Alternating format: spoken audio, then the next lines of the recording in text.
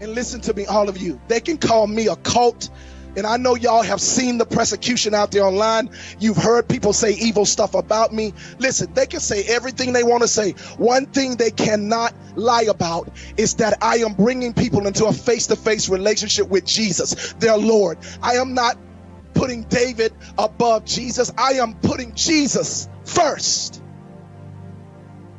Many of you that are watching me all over the world now on Zoom, many of you have read my book and you've had face-to-face appearances. And I'm not here to try to justify this. I'm here to stand for what's right. And if your pastor tell you miracles are not for the day, you heard what Richard Roberts said even today.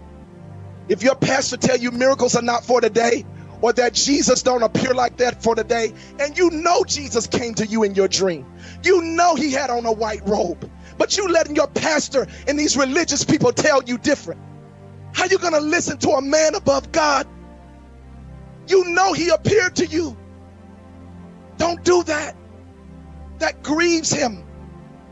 When he came to you, he is your shepherd. Your pastor or any other fivefold ministry gift, they are under Jesus. They are not above him. Their words should not be held above Jesus. They should be held under Jesus.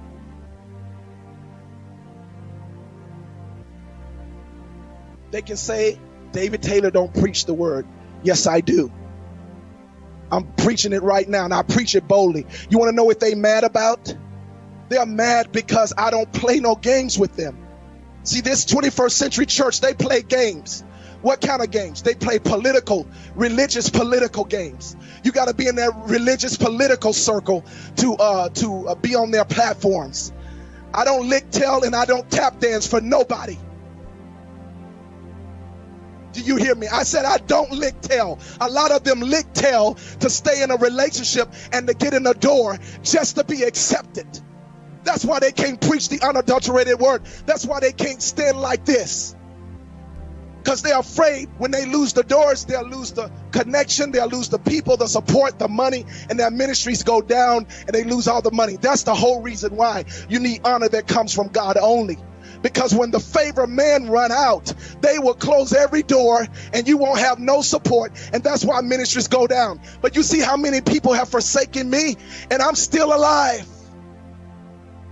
Not only that, but prosperous. More millions of dollars have come into my ministry during COVID than the whole history of my ministry. Why? Because God sustains this ministry. I've been on my knees for 2 years.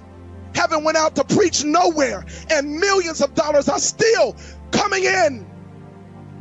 More than I've ever seen in the history of my ministry. Because I have the honor that comes from God only. I don't operate on the favor of man. And not even the realm of just the favor of God. There is a higher thing than the favor of God. It's called the honor that comes from God only. Jesus mentioned this in John. When you have God with you only, you have the power of one. God can do what he wants to do at any time because you're in agreement with him. And I want to say thank you for all of the people that are watching me now, that you've been faithful.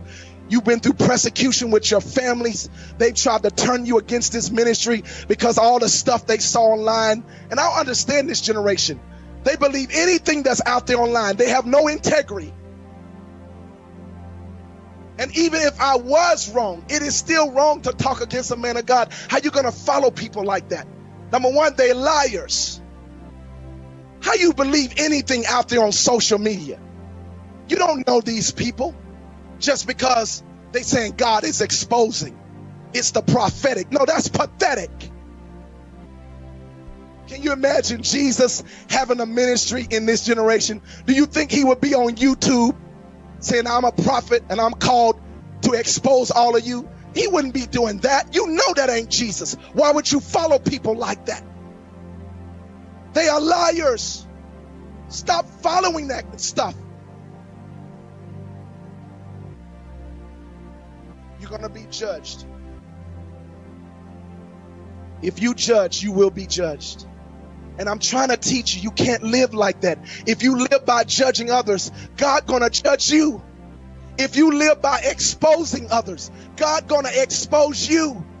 Whatever mercy you show, it's going to boomerang back to you.